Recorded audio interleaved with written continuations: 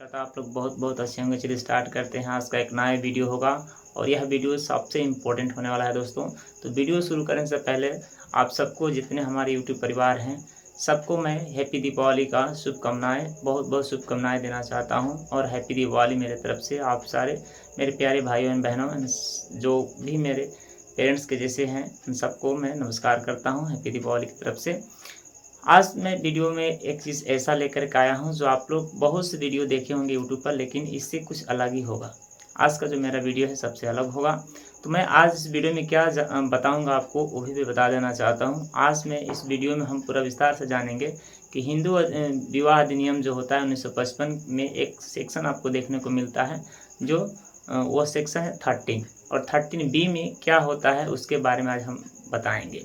तो इस वीडियो में हम पूरा अच्छा से जानेंगे और समझेंगे कि जो हिंदू मैरिज एक्ट है कहता है, इसके बारे में हम लोग विस्तार से समझेंगे। बहुत से ऐसे दोस्त भाई बहन, यानी बहुत से ऐसे हैं जिनको इसके बारे में पता नहीं है, तो मैं आज इसके बारे में बहुत विस्तार से बताने वाला हूँ इसमें। जी हाँ दोस्तों, आप लोग थंबनेल देखकर के भी पता कर आप लोग को समझ में आ गया होगा कि इस वीडियो में हम क्या चीज़ बताएंगे। दूसरी बात कि वो कौन सा ट्रिक है या 3 पॉइंट्स क्या हम ऐसे अपनाएंगे जिससे हमें तुरंत तलाक लेने में आसानी होगी।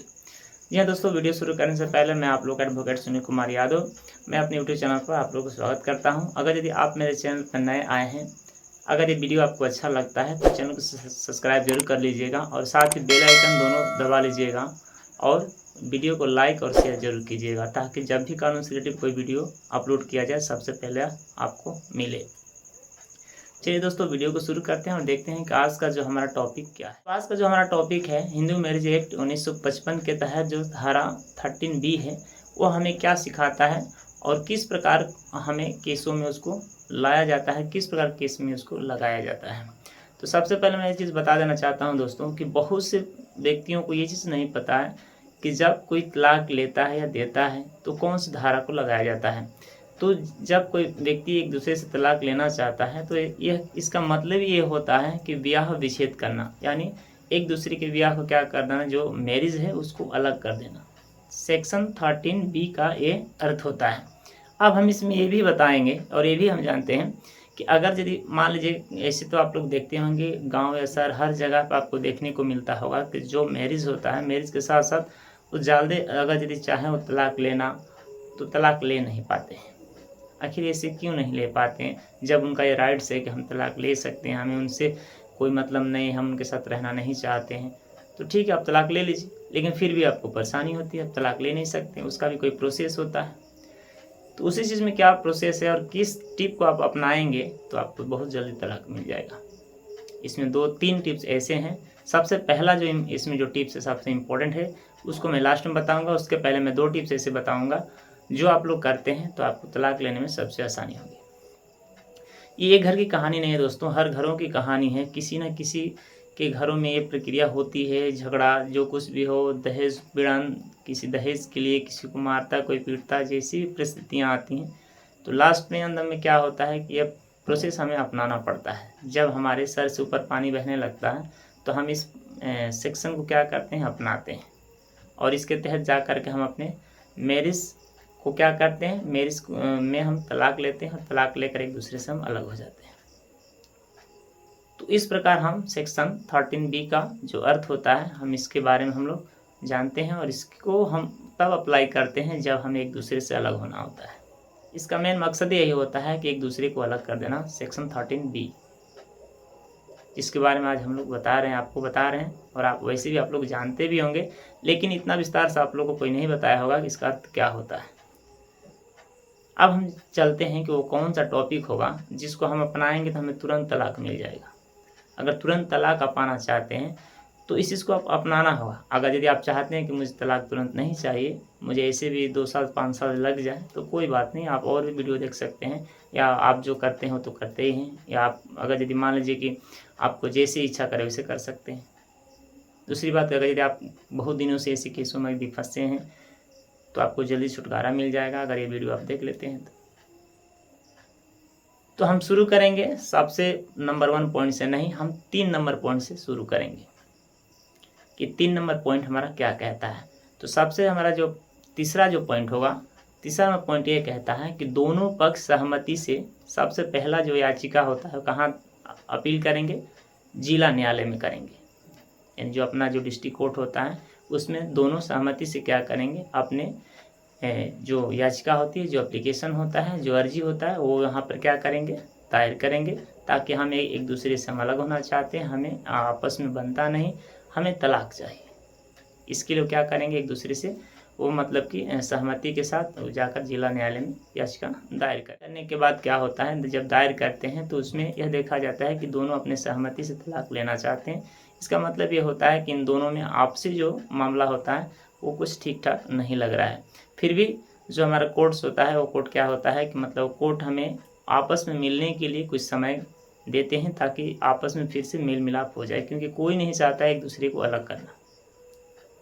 तो पहला स्टेप तो हमें ये हो गया कि हमें सबसे पहले दोनों पक्षों को क्या होना है, जिला न्यायालय में जाकर के याचिका को आपने दायर करना है। जो कुछ भी आपके मन में है उसको आपको उस स्टेज पे ले जाकर क्या करना है, आपको दायर करना होगा। अब हम चलते हैं दूसरे स्टेप की तरफ, जो दूसरा हमारा पॉइंट्स है। दूसरा पॉइंट्स ये है, ये भी इम्पोर्टेंट है कि यह चीज़ आपको उसमें दिखाना होगा कि आप किस वजह से आप दोनों अलग होना चाहते हैं। कोई ज़रूरी थोड़ी है कि हम मान लीजिए कि हम गए और हम कह दिए, हम अपनी याचिका लगा दिए कि हम उनसे तलाक लेना चाहते हैं, ऐसा थोड़ी होता है और ऐसा नहीं होगा।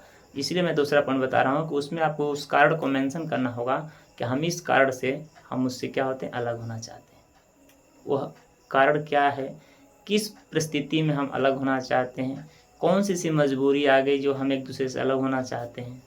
तो वह कारण आपको क्या करना होगा, उस याचिका में दिखाना होगा, यानी उस एप्लीकेशन में जो आपने लगाया है उसमें आपको बताना होगा कि हमारे साथ ये घटना घटी है या हमारी ये परिस्थिति है या हम इस कारणवश हम इनके साथ अपना जीवन यापन नहीं कर सकते हैं। तो इस तरह का आपको याचिका देना होगा। अब हम आते हैं अपने मुख्य पॉइंट, जो पहला हमारा पॉइंट सबसे है और ये सबसे इम्पोर्टेंट टॉपिक है और सबसे इम्पोर्टेंट ये पॉइंट है। अगर इसको आप फॉलो करते हैं तो आपको बहुत जल्दी मिल जाएगा। सबसे इसमें अहम भूमिका होता है, जब आप तलाक तभी ले सकते हैं उसके लिए क्या प्रोसेस होता है। तलाक के लिए आपको 1 साल कम से कम अलग होना ज़रूरी होता है।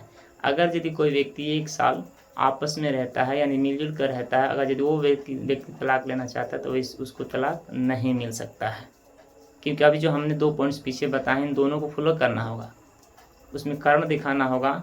और जब कारण दिखाएंगे तो हमें ये भी दिखाना पड़ता है कि हम 1 साल 2 साल 6 महीना से हम एक दूसरे से अलग रह रहे हैं।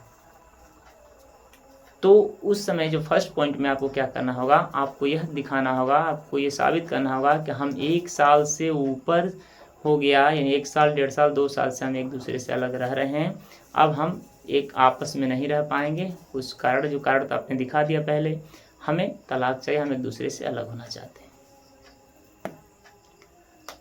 तो यह चीज़ जैसे ही आप अप्लाई करते हैं तो उसमें आपको तलाक लेने में थोड़ी भी परेशानी नहीं होगी, क्योंकि तलाक उसमें तुरंत मिलता है। सबसे इसमें अहम भूमिका निभाता यह है कि हम दोनों एक सहमति से लेते हैं, और हमारा सेक्शन 13 भी यही कहता है कि हम सहमति से अपने मैरिज से हम क्या करते हैं, अपने आप में तलाक ले सकते हैं। हम एक दूसरे को तलाक दे सकते हैं, एक दूसरे को तलाक ले सकते हैं अपने सहमति से। अब इसमें एक प्रश्न उठता है कि अगर यदि हम सहमति हैं और सामने वाला पार्टी सहमत नहीं है तो फिर इसमें क्या हो सकता है। तो तलाक के समय तो सब कोई जानता है कि तलाक तभी होता है जब दोनों पक्षकार क्या होते हैं, सहमत होते हैं।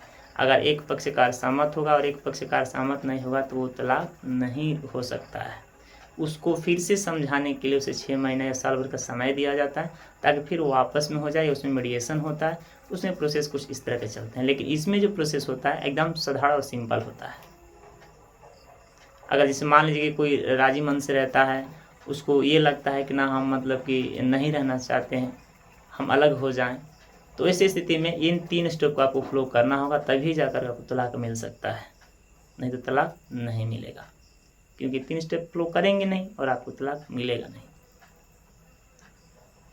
तो इस तरह इन तीनों स्टेप को आप फॉलो करके और अपना करके आप राजी खुशी से चाहें तो एक दूसरे से तलाक ले सकते, एक दूसरे से अलग हो सकते हैं।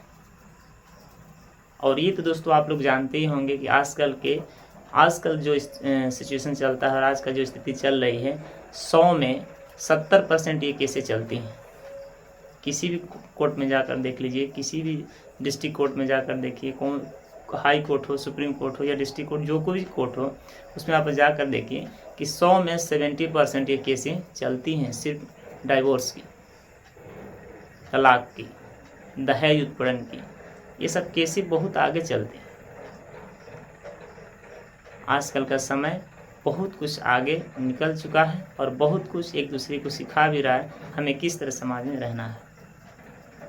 तो इस चीज़ को आप लोग ध्यान रखिएगा दोस्तों, और ध्यान रखते अगर यदि ये पॉइंट आप फॉलो करते हैं तो आपको तलाक लेने में थोड़ी परेशानी नहीं होगी। और दूसरी बात कि आपको ज़्यादा हरासमेंट भी नहीं होगा कोर्ट कचहरी आने जाने में। आपको जो काम साल भर में होना है वो काम आपको 6 महीने के अंदर कंप्लीट हो जाएगा, क्योंकि ये अगर स्टेप आप फॉलो करते हैं तब। स्टेप फॉलो नहीं करेंगे तो कोई गारंटी नहीं, आपको 6 साल क्या 7 साल भी लग सकता है, 8 साल भी लग सकता है, इसका कोई गारंटी नहीं। तो उम्मीद करता है दोस्तों कि यह वीडियो आज का जो आप लोग देखे हैं वीडियो आप लोग को बहुत अच्छा लगा होगा। अगर वीडियो अच्छा लगता है तो प्लीज़ मेरे चैनल को सब्सक्राइब भी कर लीजिएगा और साथ में बेल आइकन भी दबाइएगा और वीडियो को खूब दबाकर शेयर कीजिए ताकि और भी दोस्तों के पास जाए। और धन्यवाद देना चाहता हूं दोस्तों आप लोग को, जो आप मेरे वीडियो को पूरा फुल वॉच किए हैं और आप लोग अपना प्यार मुझे दिखाते हैं, उसके लिए बहुत बहुत धन्यवाद। फिर इसी तरह एक और वीडियो अगले वीडियो में मिलेंगे, जब तब तक के लिए मुझे इजाज़त दीजिए। जय हिंद, जय भारत।